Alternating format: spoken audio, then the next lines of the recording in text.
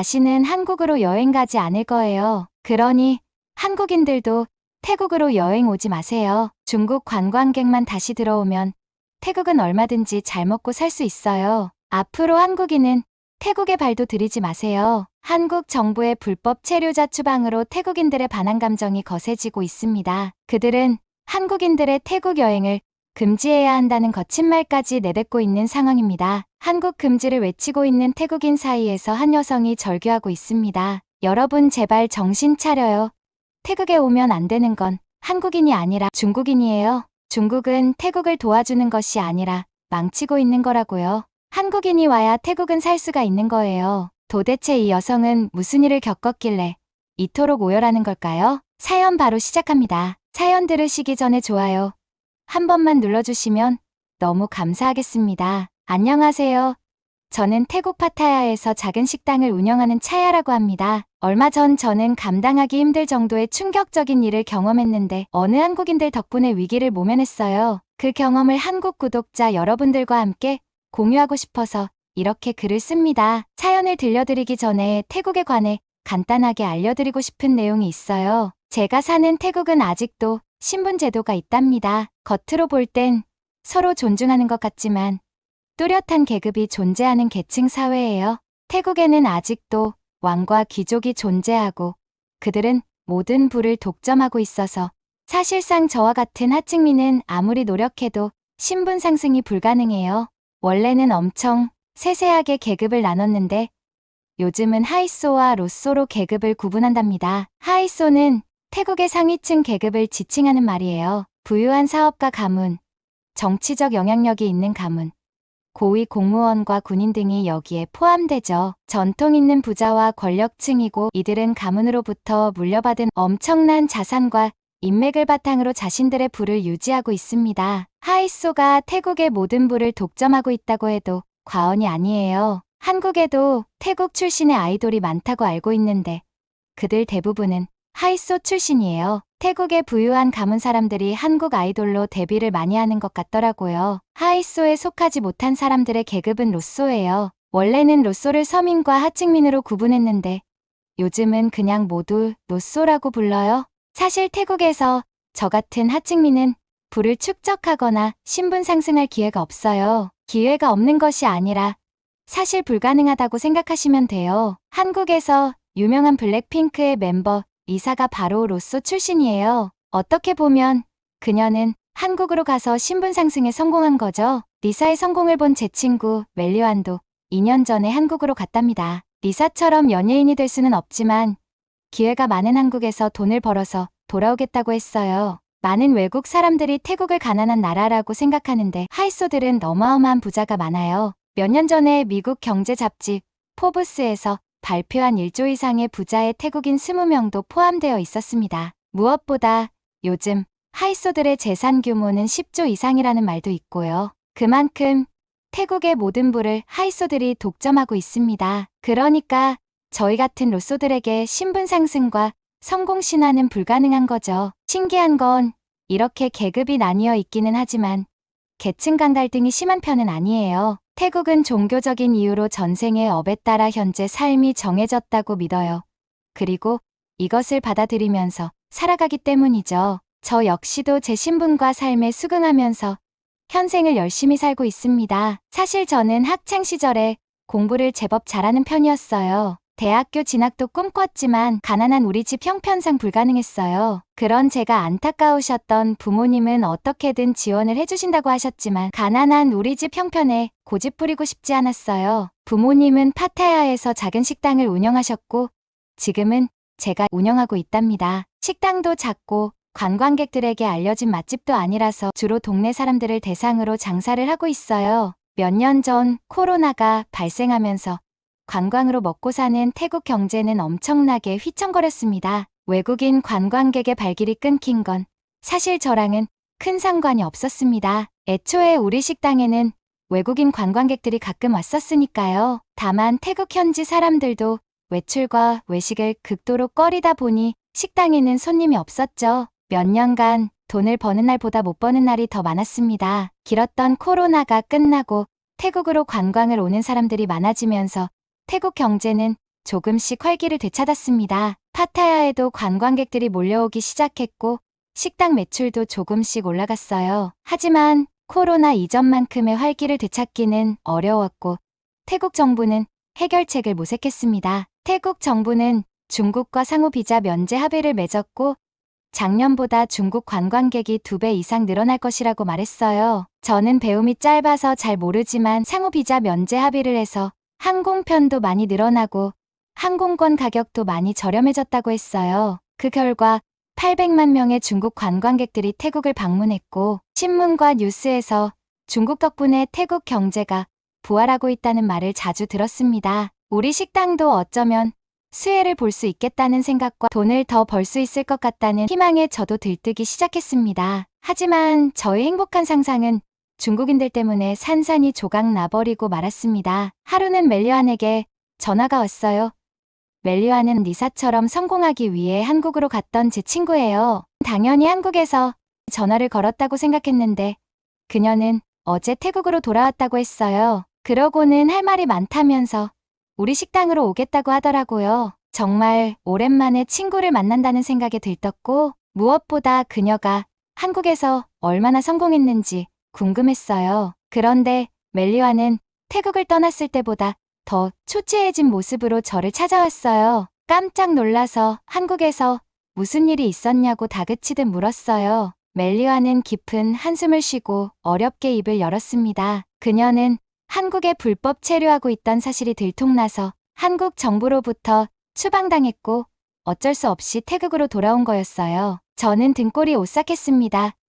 동네 친구가 한국에서 추방을 당했다니 무슨 범죄를 저지른 것만 같았거든요.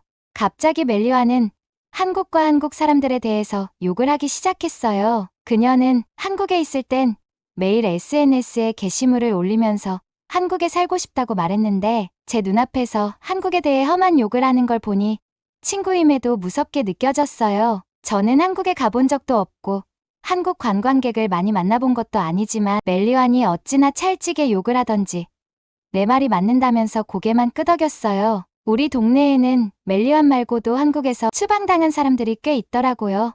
그걸 보고 저는 한국은 엄청 무섭고 강력한 나라라는 생각이 들었습니다. 의아했던 건 추방을 당한 사람들이 어떻게든 다시 한국에 가고 싶어 했다는 거예요. 찰지게 욕하던 멜리완도 합법적으로 한국에 갈 방법을 찾고 있더라고요. 이해가 안 됐지만 솔직히 저랑은 상관없는 일이니까 관심을 껐죠.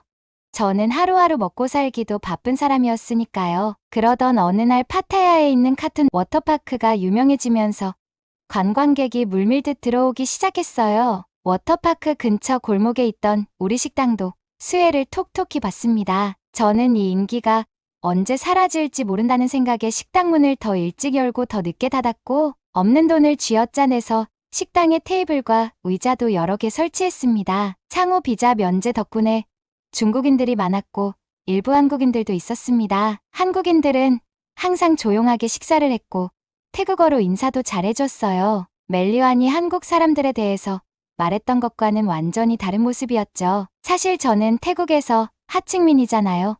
어디서도 대우받지 못하고 사람들이 굳이 저에게 친절할 이유도 없죠.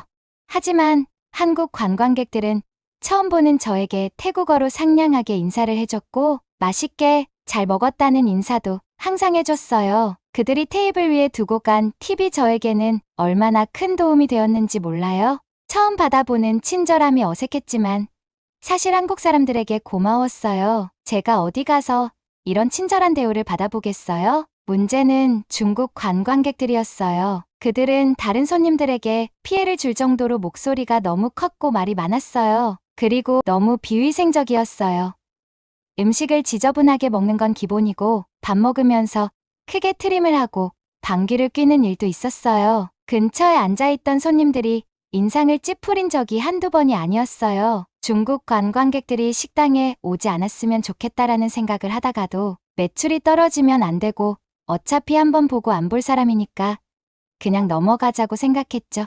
그날도 평소처럼 식당에서 일하고 있었는데 중국인 3명이 식당으로 들어왔어요. 그들은 모두 남자였는데 옷차림부터 해괴망측했습니다. 아무리 더워도 그렇지 셋 다 가슴까지 티셔츠를 올려서 배가 훤히 다 드러났어요. 보기에 얼마나 민망하던지 저는 테이블만 보면서 주문을 받고 서둘러 주방으로 갔습니다. 저는 그들이 얼른 음식을 다 먹고 식당에서 나가기를 바랬습니다. 주변 손님들이 불편해하시는 게 눈에 보였거든요. 그런데 제 기대와는 달리 그들은 정말 시끄럽게 떠들면서 밥을 먹었어요. 테이블을 손으로 치기도 하고 욕을 하면서 크게 웃기도 했어요. 그들 근처에 앉아있던 손님은 식사를 끝내시지도 못하고 빠르게 식당을 나가셨고, 어떤 관광객들은 식당에 들어오려다가 그들을 힐끔 보고는 다시 나가셨어요. 그때부터 불안해지기 시작했습니다.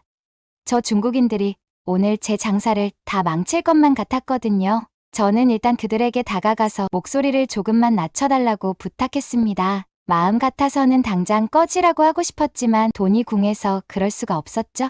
제 말을 들은 중국인들은 저를 조롱하듯이 크게 웃었습니다. 저는 한 번 더 정중하게 부탁을 하고 카운터로 돌아가려고 했습니다. 그 순간 등골이 오싹했습니다. 뒤쪽에 앉아있던 중국인이 제 허리를 만졌고 자기들끼리 이상한 소리를 내면서 웃었습니다. 눈물이 날 것 같았지만 꾹 참고 카운터로 돌아가서 제 일을 했습니다. 그날은 집에 가면서 계속 울었고 내일은 멀쩡한 손님들만 오기를 바랬습니다. 다음 날 한국인 부부가 식당에 왔고 그들은 저에게 태국말로 사와디캅 인사를 했습니다. 그날은 평소보다 손님도 많이 없었고 뭔가 평화로운 분위기였습니다. 하지만 누군가로 인해 그 평화는 산산이 조각났습니다. 어제 저를 괴롭혔던 중국인들이 다시 식당에 나타났고 저는 온몸이 얼어붙는 것 같았습니다. 당장 식당 문을 닫고 싶었지만 식사를 하는 손님들이 있어서 그러지도 못했습니다. 저는 최대한 멀리 떨어져서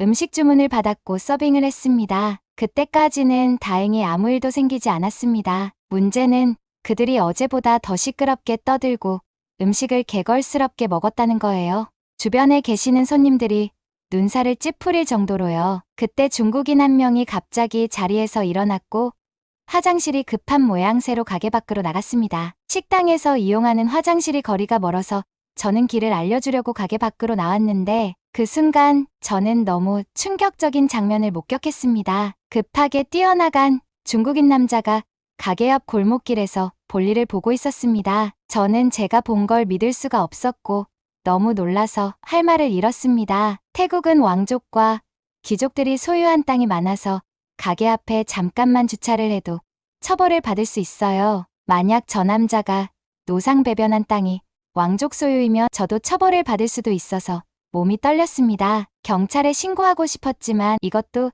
제 신변과 식당에 문제가 생길 수 있어서 그러지도 못하겠더라고요. 그 남자는 아무렇지 않은 듯 다시 가게로 들어왔고 저는 토할 것처럼 역겨웠습니다. 저런 사람이 우리 식당에 있다는 것 자체가 소름 돋았어요. 다른 손님들을 위해서라도 식당에서 내보내야겠다고 생각했습니다. 주변에 계시는 다른 손님들이 너무 불편해하십니다. 죄송하지만 우리 식당에서 나가주세요. 음식값과 술값은 따로 받지 않겠습니다. 정중하게 말했지만 그들은 어제처럼 이상한 소리를 내면서 웃었습니다. 그리고 한 명이 제 허벅지를 만졌습니다. 깜짝 놀란 저는 카운터로 돌아가려고 했지만 중국인들은 또다시 이상하게 웃으면서 제 몸을 더듬으려고 했습니다. 그때 식당에 있던 한국인 남성이 와서 그들의 행동을 막아줬습니다. 한국 남성은 영어를 사용했고 중국인들은 자기들끼리 계속 웃었습니다. 그는 중국인의 팔을 막아줬고 저는 어떻게 해야 할지 몰라서 가만히 있었습니다. 그때 한국 여성이 저를 데리고 카운터로 갔습니다. 한국 남성과 중국인들은 식당 밖으로 나갔는데 그들은 밖에 나가서도 경악스러운 행동을 했습니다. 사람이 많이 다니는 길에서 윗옷을 벗어 바닥에 집어 던지더라고요. 그 와중에도 한국 남성분은 겁먹지 않고 그들에게 식당에서 나가라고 하셨어요. 중국인들은 그의 당당한 태도에 당황했고 자기들끼리 눈치를 살폈어요. 길거리에 있던 동네 사람들과 관광객들도 조금씩 몰려들었습니다. 사람들은 웅성거렸고 중국인들을 손가락으로 가리키면서 귓속말을 했습니다. 일부 사람들은 휴대폰을 꺼내서 동영상을 촬영하는 것 같았어요. 파렴치하고 예의라고는 하나도 없는 중국인들의 행태를 많은 사람이 알았으면 좋겠다고 생각했습니다. 중국인들은 당황한 얼굴로 사람들에게 삿대질하면서 소리를 질렀습니다. 심각한 상황이 발생할 것 같은 그 순간에 경찰 사이렌 소리가 들렸습니다. 한국 여성분이 남편의 안위가 걱정돼 경찰서에 전화했고 중국인들의 노상배변과 저에게 했던 추잡스러운 짓을 말씀해 주셨습니다. 출동한 경찰들은 사건 조사를 위해 경찰서에 동행할 것을 명령했지만 중국인들은 입에 거품을 물고 소리를 지르면서 도망치려고 했습니다. 결국 현행범 체포 요건을 내세워 그들에게 수갑을 채웠고 경찰서로 데리고 갔습니다. 몰려든 사람들은 흩어졌고 식당 손님들은 계산을 하고 자리를 떠나셨습니다. 저는 한국인 부부에게 고개를 숙여서 인사했습니다.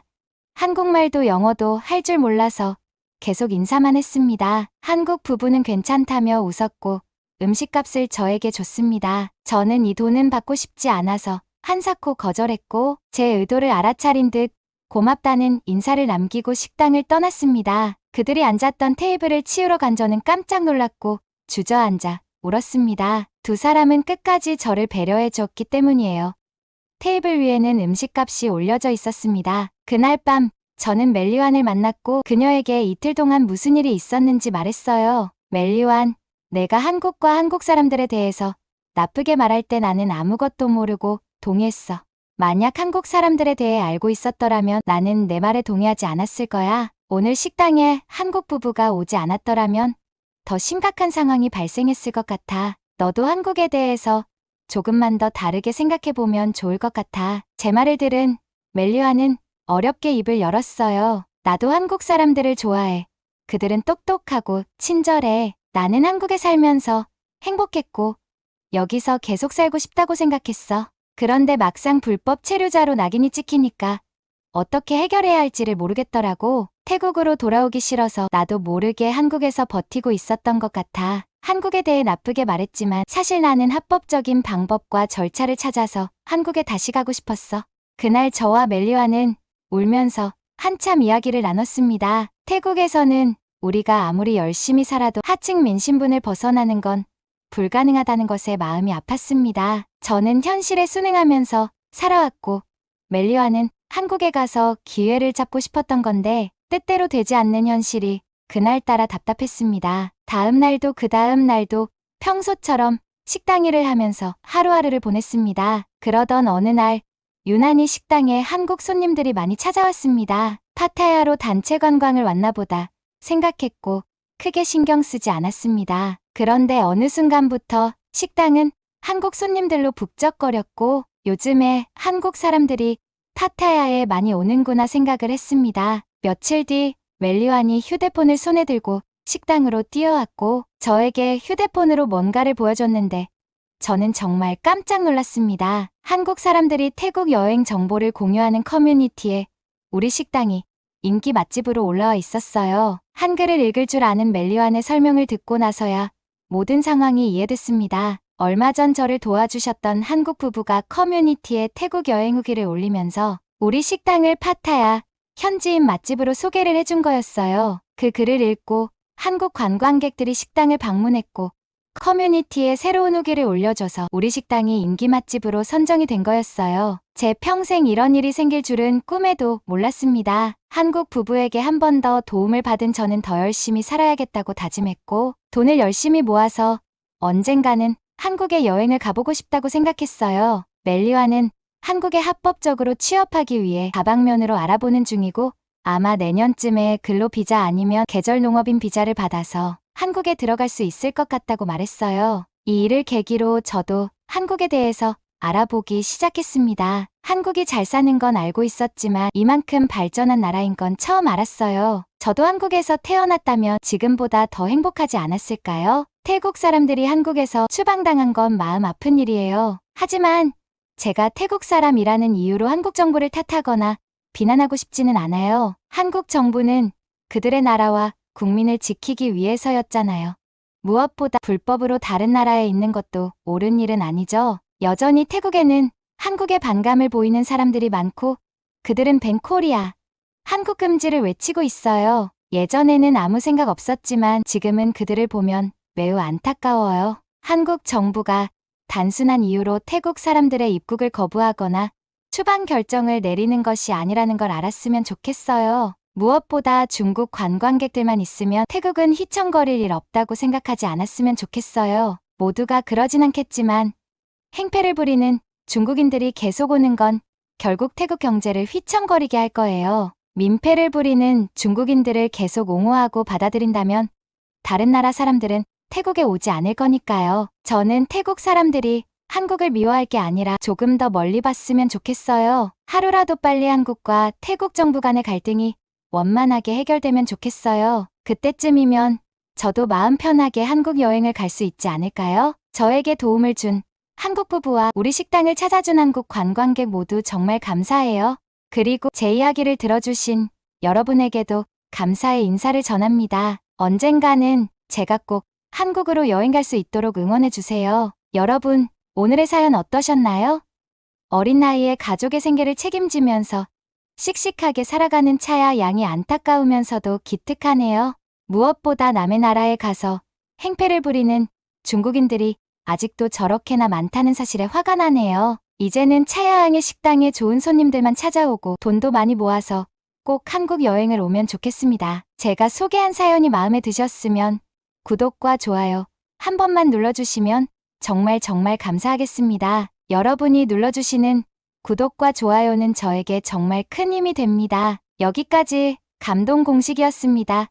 감동 가득한 하루 보내세요.